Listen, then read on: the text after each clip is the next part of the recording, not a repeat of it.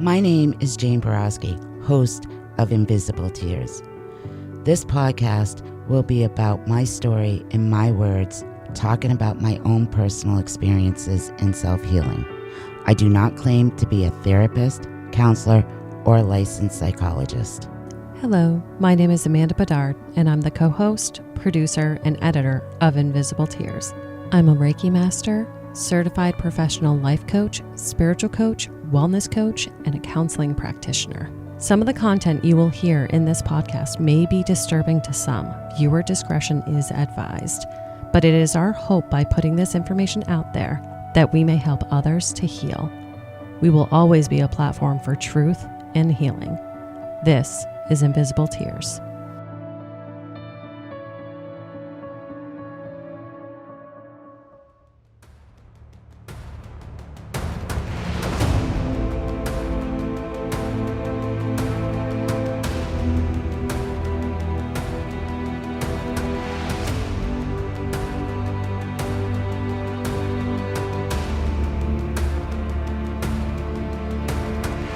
Welcome to the Invisible Tears weekly bonus episode,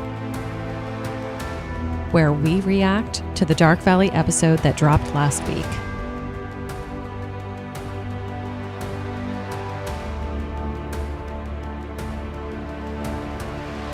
This week is a reaction to episodes 1 and 2.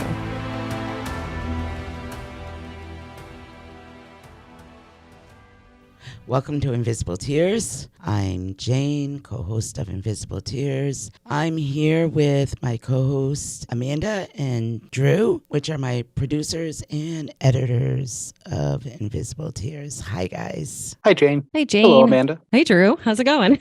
Good. So, Dark Valley has been released. Amazing podcast by Jenna Mel and Crawlspace Media. And Glassbox Media. So we're going to do episodes on Invisible Tears that are going to reflect Our reactions and any outstanding questions that might have come up after listening to the work that Jen's been doing. exactly. Jane, you were very much involved in Dark Valley. I am somewhat involved behind the scenes in Dark Valley. The whole concept of Dark Valley, with it being an investigative podcast about the Connecticut River Valley cases, all the cases, and including yours, Jane, it would make sense that we would definitely have some reactions, right, to the episodes, and that we might be able to answer a few questions. That's why it's great that Drew's on, because he wasn't actually physically with us in the field because he was holding stuff down at home. I think our listeners will definitely appreciate our opinions and our reactions to what comes out in the episodes. I do too. Who wants to start? I will. So, do have a couple of questions, especially revolved around Jen and the creation of Dark Valley. So, what was your initial thoughts when Jen reached out to you? Because I know it was around the same time that we were developing the idea of Invisible Tears. So we're like, oh, this is interesting. It was. The timing lined up where she was reaching out with this really fresh thought, but we were all ready to start doing something as well. What was going through your mind? Well, it was really weird because I've had several people reach out to me over the years. And you're right. We were just developing Invisible Tears. And then I got her email. And I don't know, there was something about it. I decided to look at it. And then we realized who it was.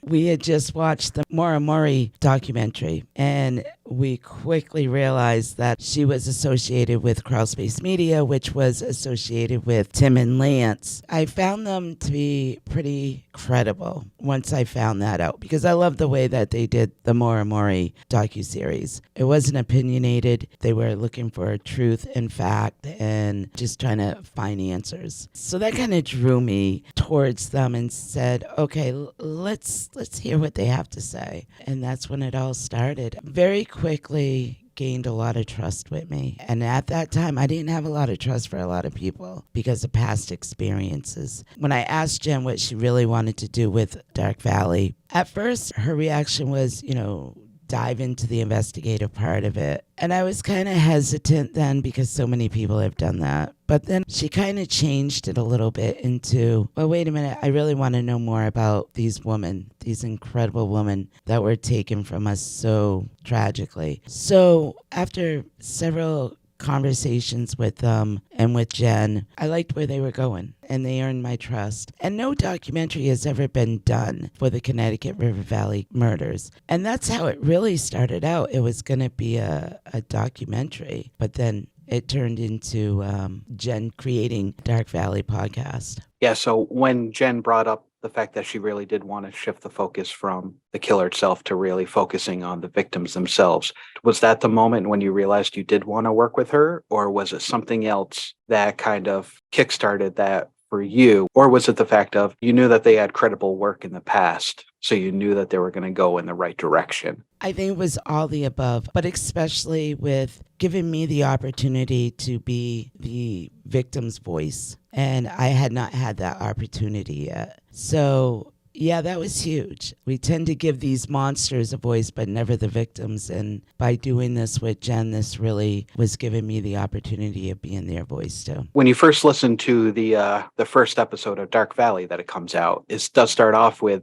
you and her talking in a hotel room in Keene. Yeah. Had you had any sit downs with her prior to that, or was that really the first face to face? Because I kind of want to know were there any apprehensions with really sitting down with Jen to open up and talk about it? Or was that comfort level there already? Because you sounded very comfortable in the snippet that they played. Great question. We had actually met them about a year prior. We had met them in Keene, and they did some visual recordings. So we got to meet them then. We went to Camarlo's, did some recordings there. So I was able to meet the whole team prior to really hooking up with Jen and doing the road trip up to Claremont. But I had also spoke with Jen several times on the phone. She cared a lot about how I felt throughout the whole process, and still does. Almost everything that she did, she let me know what she was doing, why she was doing it, and made sure I was okay with it. And that was super important to me. We just clicked.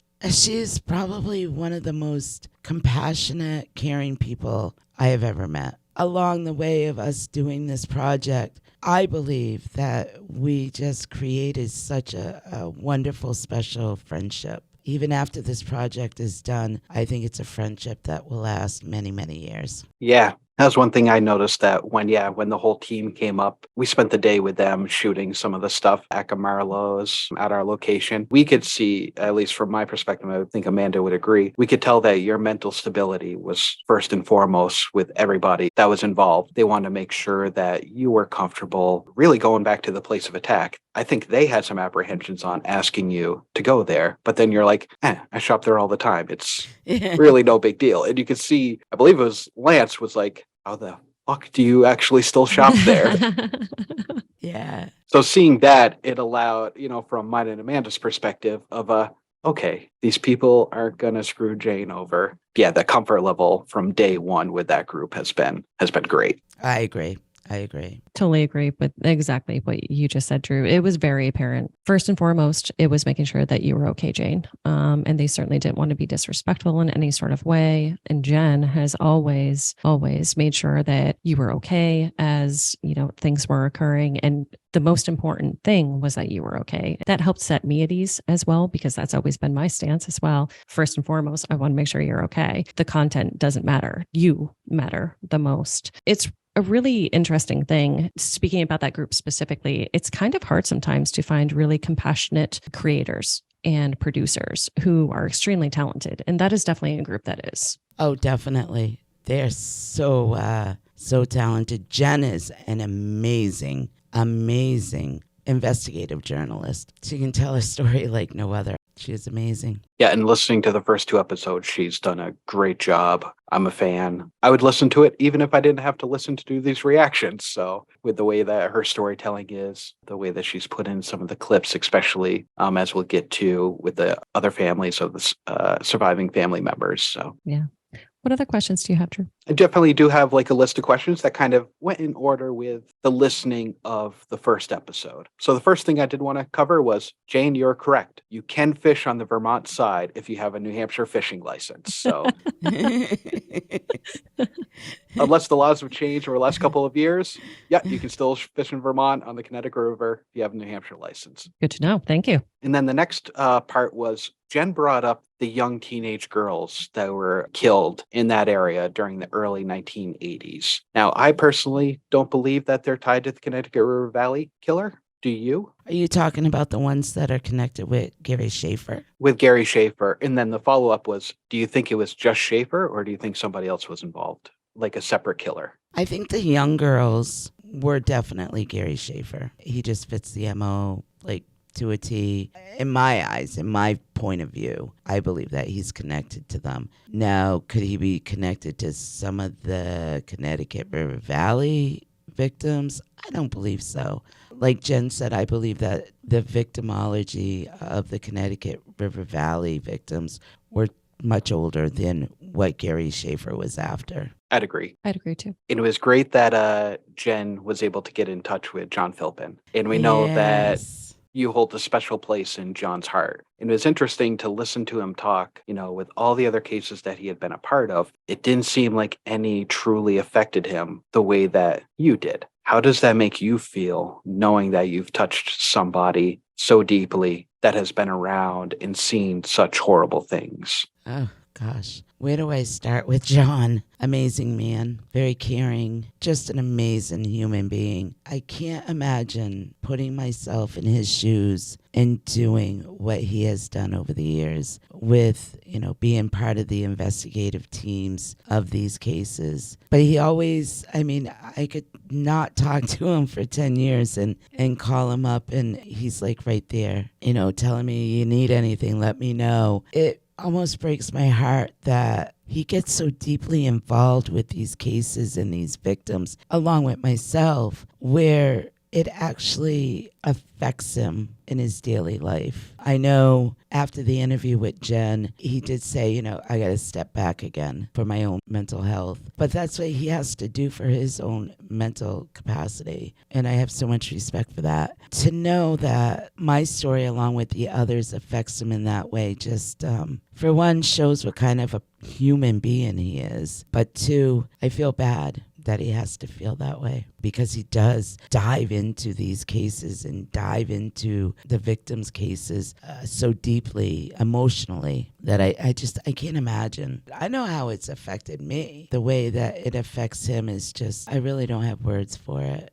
Next up is the binder in the library. The Holy Grail. When you first told us about this, when you and Jen first saw it, I personally was like, who the fuck did this? What is their involvement? This is sketchy. I did too. But then when we also saw the binder, it was I think that this was just a true crime enthusiast or somebody who worked for the newspaper that put it together. It wasn't a scrapbook of, look at what I did. It was a scrapbook of, this is what's happening in this area, and there are no answers to any of them. But what was your response when you actually walked into the library, talked to the librarian, and he just brought out this binder for you? The person that put it together and created it was in the 90s, somewhere in the 90s. It was right after Unsolved Mysteries, where the cases started getting a lot of attention. So I'm sure that the library was bombarded with people wanting to come in and see the old articles on the other woman and find out what other information. Because I'm sure, like being on Unsolved Mysteries, it was and still is unsolved. These cases are unsolved. Everybody out there wants to solve them. So I'm sure a lot of people went in. But when we went in and we were just like looking for articles, the gentleman, he was like, oh, I'll be right back. I got to go to the cellar. The cellar.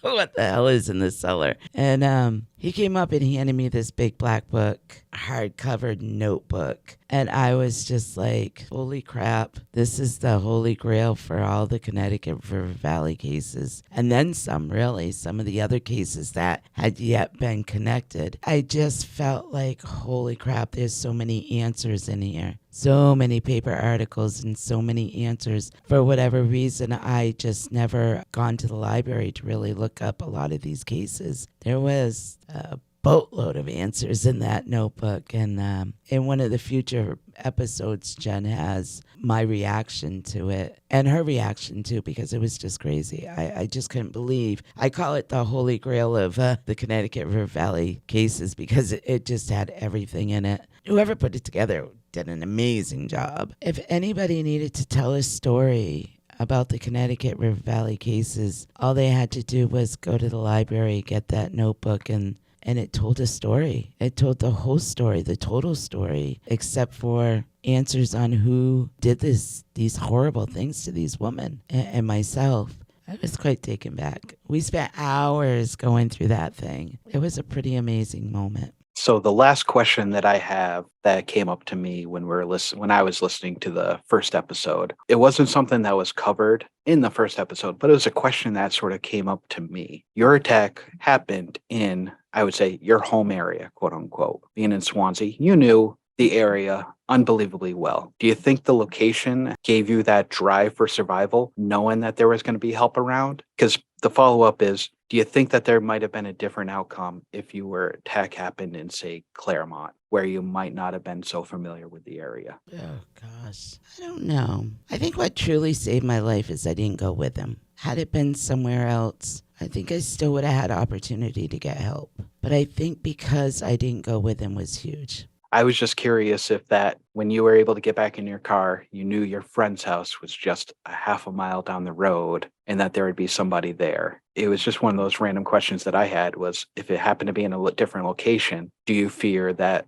there might have been a different outcome? I don't know. I think had I not known that my friend lived there, I think I would have stopped somewhere to get help. Like almost like any house with like a light on or cars on or something like that. Yeah, exactly. I think you had an extreme amount of determination to make sure that obviously that you survived and that your baby was going to survive. So, well, fantastic question, Drew. I don't think I ever actually thought about that. And I think your sheer determination. And I only asked that because the trailer park that's right down the road from Gamarlo, was it there at the time? Did you have to drive by that, or had that not been developed yet? Yeah, I don't remember. Because it's one of those where there are a couple of houses that you passed before getting to your friend's house. Oh, I drove 2 miles, so there were a few houses that I passed. But I think once I got going down the road, I realized, okay, I can go to Bob's house. It's just short down the road. I know him. For whatever reason, that was just the first thing that popped in my mind. Say I lived down the road. I mean, I wouldn't stop at other people's houses. If I lived right down the road, I would go straight home. As I was driving, it just dawned on me that, oh my God, I know Bob. I know where he lives. His house is right down the road. I'm going to go there. I think that was just an instinct reaction versus showing up at somebody's house I don't know, and who knows if they would open the door, I guess. But I really didn't think of that because I didn't have time to think of that. As soon as I hit the road, I immediately thought of Bob, and that's where I went. It's a good thing you did. It is. I chose wisely.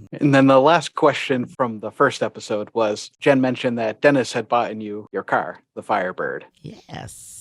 Did he ever buy you another one, or did he say, oh, fuck that, she ruined the first one I bought her? I actually didn't ruin the first one, though, because I still drove that around for like 3 or 4 years after my attack. So That's right. I loved that car. I loved it. Still one of my favorite cars that I owned. If I could find another one, I would buy it in a heartbeat, but in red. Red, yeah.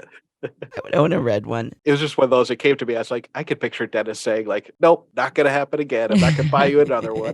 I can remember Jessica's car seat in the front seat. I even think sometimes I didn't even put her in a car seat. I think when she was like 3 or 4, I just buckled her in. I don't know if you guys ever remember using a car seat after like 3 or 4 years old. I was going to say, I'm pretty sure that I heard from my parents. So I'm 42. And I'm pretty sure that I heard from my parents when I was baby and toddler. Car seats weren't a thing. They weren't mandatory. No, they weren't mandatory and they weren't a thing. I grew up in small town Vermont. My brother and myself, I don't believe we were ever in car seats when we were little. I remember riding on freewheelers as a toddler and in the truck beds, and you know what I mean? Like, I don't know. Typical Gen X over here, I guess.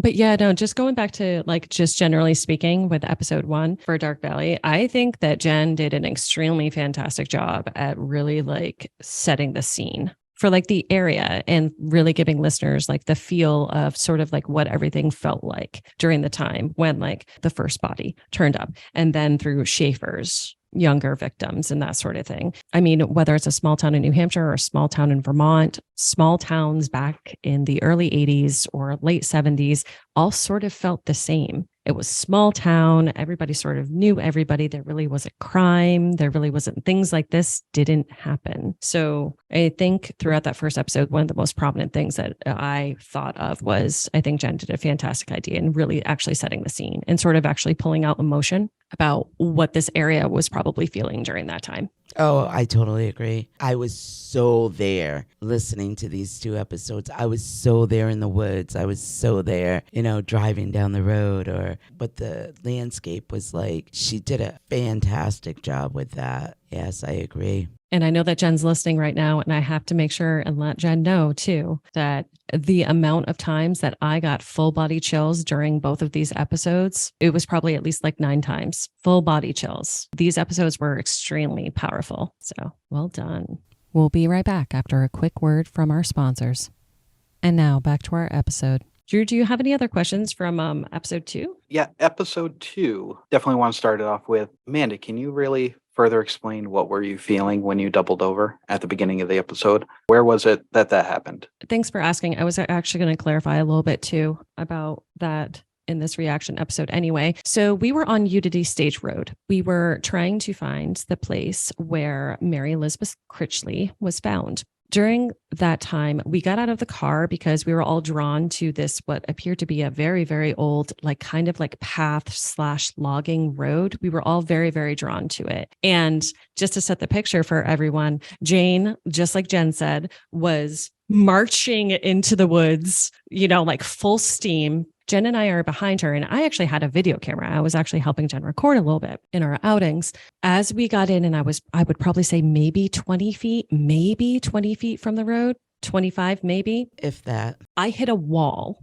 It was literally a wall of energy. And I'm not a dramatic person by any means. I did double over. I had to actually go down to my knees. I was sort of clutched almost like in a squatting, fetal position. Jen had to go over and get the video camera out of your hands. Yep, she did. And it was almost like, whoa, what's going on? And she went over and grabbed the video camera out of my hands. So I'm super sensitive to energy, but also being a psychic medium, I felt the imprint of the place. It's not a sensation that I would wish on anyone else, but the energy of the place that we found was so significant that it wasn't just me that felt it. Jen explained what she felt. Jane, you felt it too. You were extremely emotional. It was heavy and it was sad. So that's when we knew that we had found the place. Jane, did you feel anything at that time? Oh, I felt a lot of emotion. I knew we were in the right place. I felt a ton of emotion. Obviously, I know the gifts that Amanda has, and as soon as I saw her go down, I knew. I felt full body chills almost the whole time that we were there. But then I very quickly realized that could have been my dumping site. I got super emotional with that. It was a reality check. I had been wanting to go there for so many years just to see where they were found. I know a lot of people are like, why would you want to go there? Unless you walk in my shoes and been through what I've been through and knowing that there may be a connection between my case and their cases, it's hard for me to explain. I've always felt some kind of connection with the victims. There was just something in me that just always wanted to go where they were found. I wanted to see where they were found. It was very emotional on so many levels for so many reasons. For one, that's where they took their last breath, which sucked. And it could have been where I could have been found.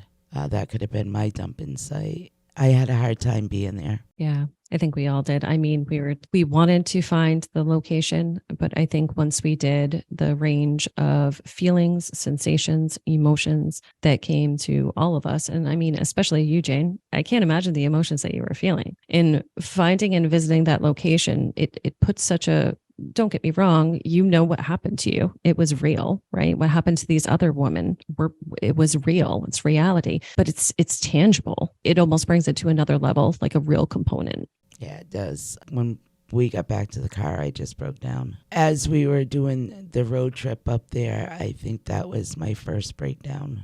It was a release almost. It was like, I didn't cry for myself. I cried for them. Yeah, powerful. Drew, do you have any other questions for episode 2? I do have a couple more for episode 2. The tarp that has to do with Elizabeth's body. Now, it definitely sounds like there's a little bit of conflicting reports as far as was the body wrapped up in the tarp or was a tarp just placed over? So when hearing Jay, when he mentioned that the cop had told him that the body was wrapped up in it, but then they didn't take it as evidence. But then the reports from the homeowners where the land was found was that hunters came across the body and that there was a tarp over it. So I was looking for, is there any clarification on, did possibly the hunters, were they the ones who put the tarp over the body as kind of a marker in order to find it? Or was the body truly wrapped up? And when Jay talked about him using it in his performance piece, that was difficult for me to wrap my head around how you could do that.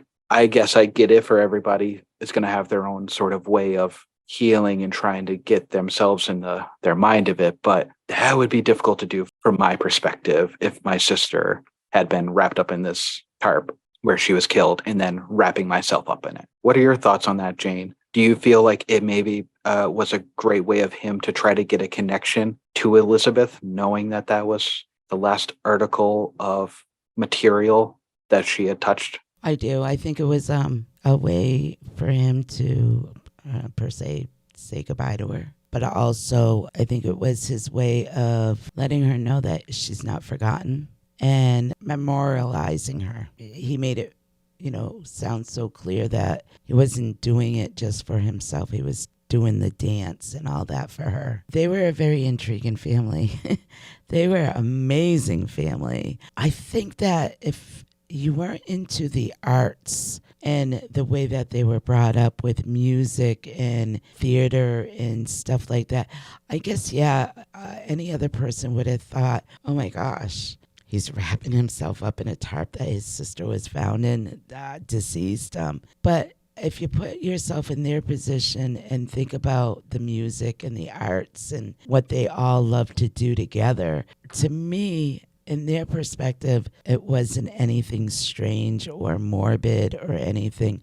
I think it was more of a celebration. And that's the way I perceived it as I was listening to it. At first, I was a little bit like, oh, you took this tarp and you did what? But then as I heard what he was saying and visualizing what he was doing, I totally get what he was doing. He was celebrating her, letting her know she wasn't forgotten, that the music and the theater and all that was still very much alive in their family. And it sounds as if that's what she loved too, was the music and the theater and all that. Yeah. Well, at first I was a little bit taken back. Again, I think both of you guys had the same reaction too. I can't tell you that that would be something that I would do if put in that situation. But then again, I have no clue what I would do if put in that situation, right? You don't know. I think the one thing that really stuck with me about Jay's story was how extremely powerful it was and how extremely intimate it was. That was actually a very, very cool piece for him to share with Jen, that he did that. So regardless if you really understand necessarily why, certainly have a massive amount of respect for him in sharing that was part of his healing process. Yeah, exactly. That was something very intimate and private that he shared. And I think he did that to kind of highlight Elizabeth and some of what her upbringing and her life was and could have been. I thought it was very powerful, but yet moving. Yep. And I think they outlined very well as to why she would have been a hitchhiker and been picked up so easily with her quote unquote hippiness and trusting of people. So that kind of clarified that as to, we know that hitchhiking was definitely more prominent back then, but it also does showcase how it could have been so easily to pick her up. Oh, exactly. So the next thing on my list is the watch that was found in Elizabeth Ritchie's pocket. We know from looking at the binder and looking at the news articles that there are some facts and even locations that will differ from article to article. So my question is kind of, do you believe that this watch truly is a evidence item, or is this something that was thrown into a news article? By the way the description was in the article, it does seem legit, but it was the only time that it was seen, and it really hasn't been brought up since. So it is just one of those,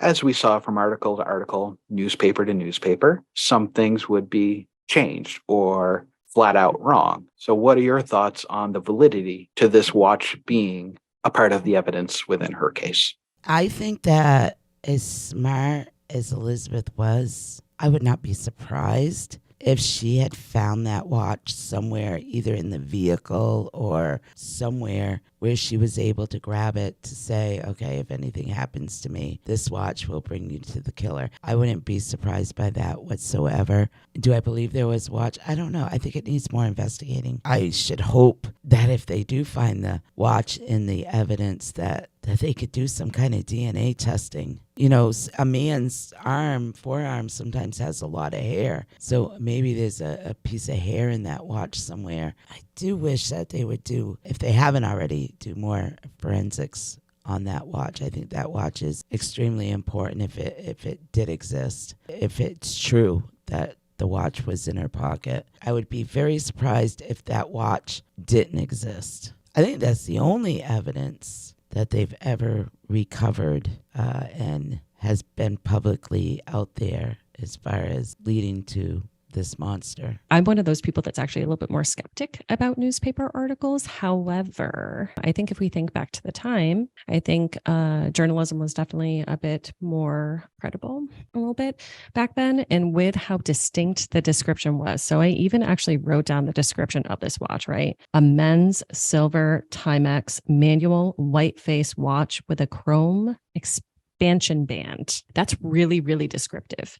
Like if that doesn't actually exist, that's a fantastic imagination. I would be shocked with something as specific as that if it didn't actually exist. Exactly. Just being that descriptive with the watch, it's got to tell you something.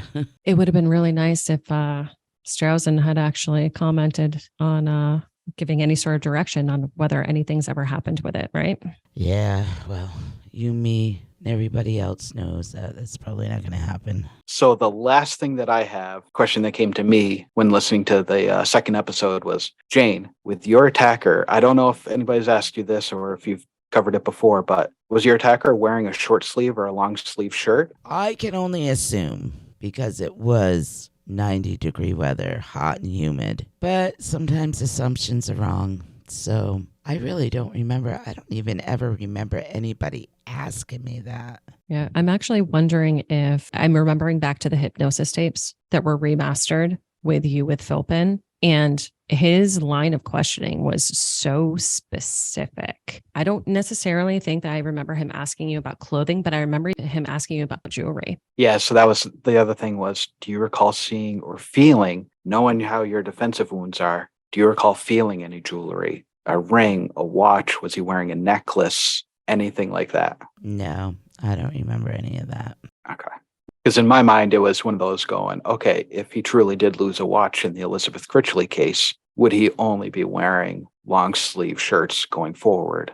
Or was it short sleeve and he truly didn't have any jewelry, no wedding ring, no watch, no necklace or anything like that? It was just a interesting question that I had that I don't recall you ever really tackling in any of the other projects or episodes that we've done or that have been done previously. Yeah, I don't remember. It's understandable. It was a really long time ago. Yeah.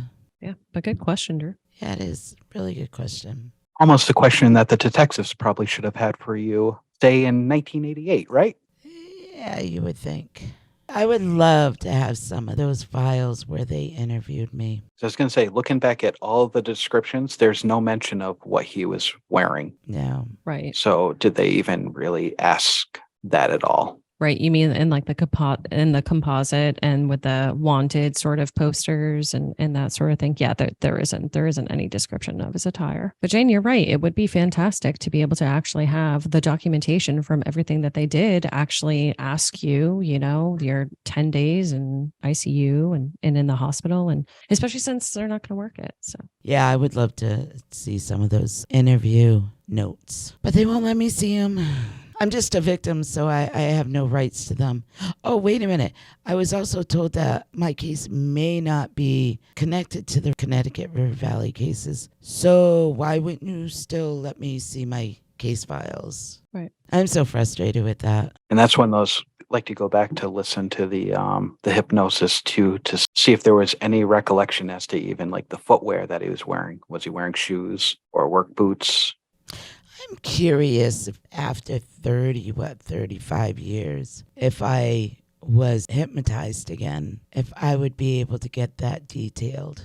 Right, especially at the moment when you said that you were lying on the ground and you saw him walking back to his car. Would you recall, was he wearing pants? Was he wearing shorts? Was it just regular sneakers? Or was he having logging boots on? Yeah, that would be interesting. I wonder if that memory is hidden Locked away. as far as that scene of just seeing him walking away, if you'd be able to recall what he might have been wearing at that point. Yeah, be interesting.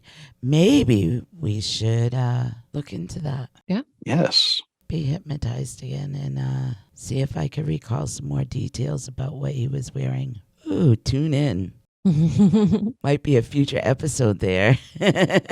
Drew, did you have any other questions? Nope. After listening to the first two episodes, that was kind of all I had for questions or comments regarding the great job that Jen has done, and also just the random questions that came to my mind that I wanted to ask Jane directly, but I wanted to make sure to do it on here to catch you off guard, get your honest opinion. But it's a great show so far. I'm looking forward to listening to more of it. The way that Jen has composed these episodes, I want a visual aspect now to it too, because I can actually see visuals like almost like in my head as she's going through the podcast episodes. But yeah, no, she's done a fantastic job. I can't wait to listen to the next ones. Oh, exactly. I feel the same way. I had myself so much into what I was listening to that once episode 2 finished, I really had to step back and really process everything that I just heard. It was great hearing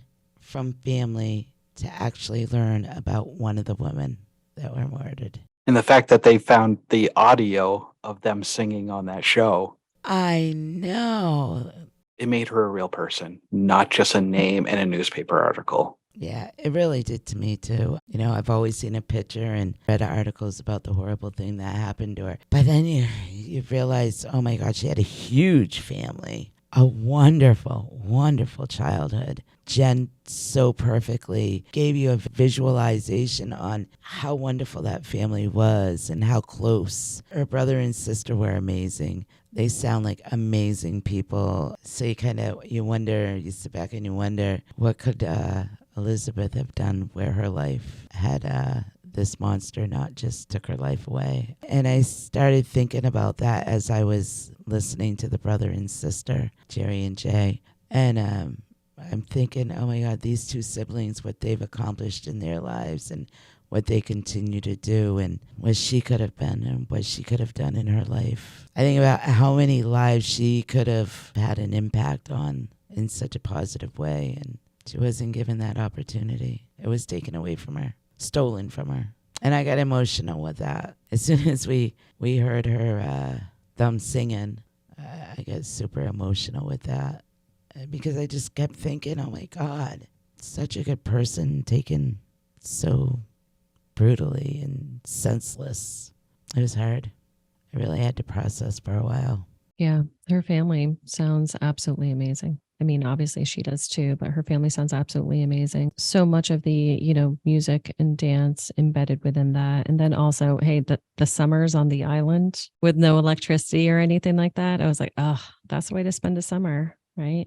And her family also sounded so close too. When they reached the point in the episode where her brother literally said, like, they found her in a morgue, basically. She had already been found for a while they were still looking for her. It's horrible. I'm so sad that they went through that. I am too. I'm really sad that they went through that. And it sounds like they have been through quite a bit with New Hampshire authorities, which I just don't get. I just don't get it. They've obviously experienced some of what I've experienced with New Hampshire authorities, with lack of information and lack of sharing information, even with the families.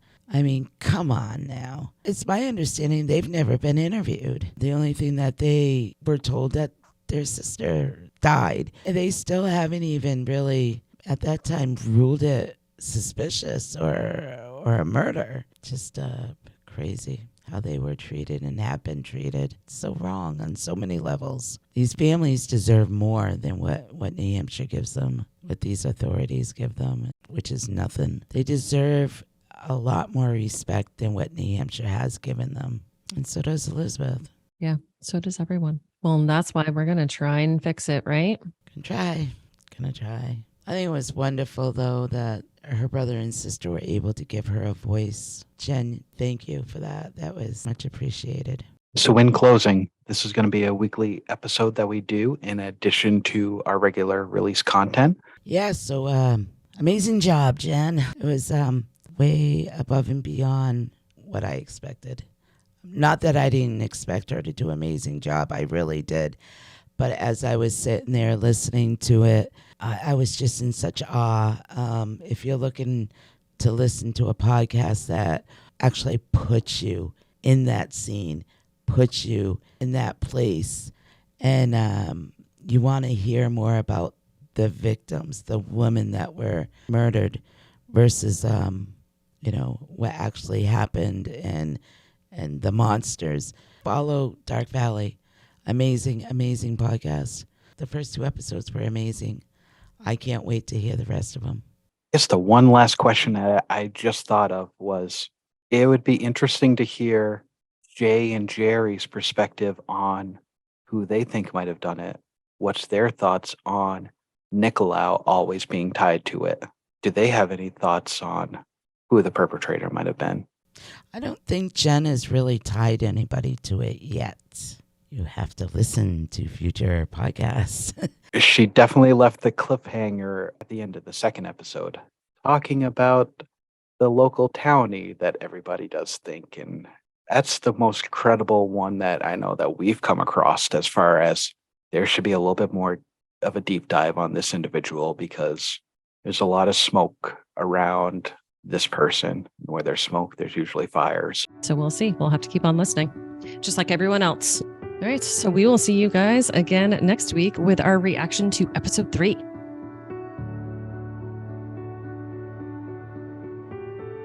Thank you all so much for listening to this episode of Invisible Tears. Make sure you subscribe to our podcast to hear all future episodes. Click into our link tree too in the episode description to find and follow us on all our social medias. And it also links to our website, invisible-tears.com, where you can keep current on any events that may be coming up, read more about Jane and the team, and read more about all the Connecticut River Valley unsolved cases. If you want to learn more about my wellness practice, Guided Path Wellness, head to guidedpathwellness.org. There you can read more about me and my certifications, more about the Reiki and coaching services I offer both in person and remote, and read all about my products for sale that I make through the practice.